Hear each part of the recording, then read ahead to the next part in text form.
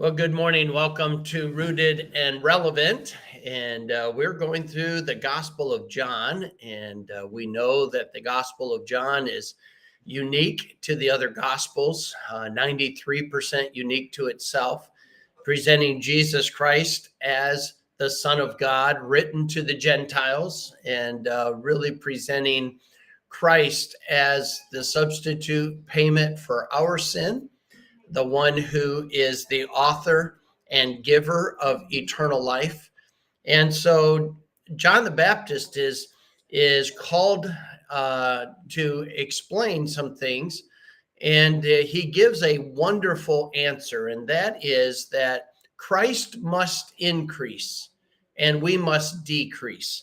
So verse 22 of John chapter 3 says, after these things came Jesus and his disciples into the land of Judea, and there he tarried with them and baptized. And John also was baptizing in Anan near Salim, because there was much water there. There's a very interesting thing for those that believe in sprinkling or pouring. Obviously, baptism was never intended. That symbolizes nothing that baptism was supposed to picture, and that is the gospel, the death, the burial, and the resurrection of Christ. And so that phrase, much water, there is important. And they came and were baptized, for John was not yet cast into prison. Then there arose a question between some of John's disciples and the Jews about purifying. And they came to John and said unto him, Rabbi, he that was with thee beyond Jordan, to whom thou bearest witness, behold, the same baptizes, and all men come to him. John answered and said, a man can receive nothing except it be given him from heaven. What a great answer, where, these Pharisees and religious leaders are trying to cause division, trying to create competition, trying to create a rivalry. Not a lot has changed. That happens today in the political world. It happens today in the religious world. It happens in families. It happens in the corporate world. And it's this idea that you divide by creating this internal competition, this internal debate. And so they're trying to do that with John. And John just simply answers the question, answered and said, a man that can receive nothing except it be given him from heaven. In other words, I was never here to compete with Christ. I was here to do what he called me to do. Well, that's the same thing for all of us as Christians. We're not here to steal attention from God. We're not to use our talents or our abilities or our opportunities to make something of ourselves to impress people with us. That's not why they were given to us.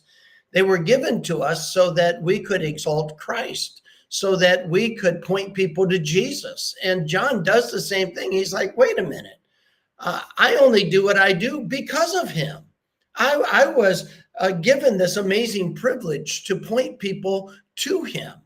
And that's true of everyone. You couldn't do anything that you're doing if God didn't allow you. And so John gives a great answer. And then he says, ye yourselves bear me witness that I said, I am not the Christ, but I am sent before him. And he that hath the bride is the bridegroom, but the friends of the bridegroom, which standeth and heareth him, rejoices greatly because of the bridegroom's voice. This my joy, therefore, is fulfilled. In other words, I am happy to be in a participation place. The friend of the bridegroom is asked and invited to participate. He's not asked to be part of the marriage. He's just participating in celebrating what is taking place. And John said, that's all I'm doing, is celebrating who Christ is and what he came to provide for all of mankind. And so he finishes with these two verses, very familiar. He, Christ, must increase, but I must decrease. He that cometh from above is above all. He that is of the earth is earthly, and speaketh of the earth. He that cometh from heaven is above all. And so let's think less of ourselves and a lot more of Jesus. Let's draw less attention to ourselves and a lot more to Jesus. That's my admonition today. Looking forward to a great weekend. I hope you have a great weekend. I'm going to go back and do a little construction work today and hopefully get that flip house done. I look forward to seeing you again next week. God bless.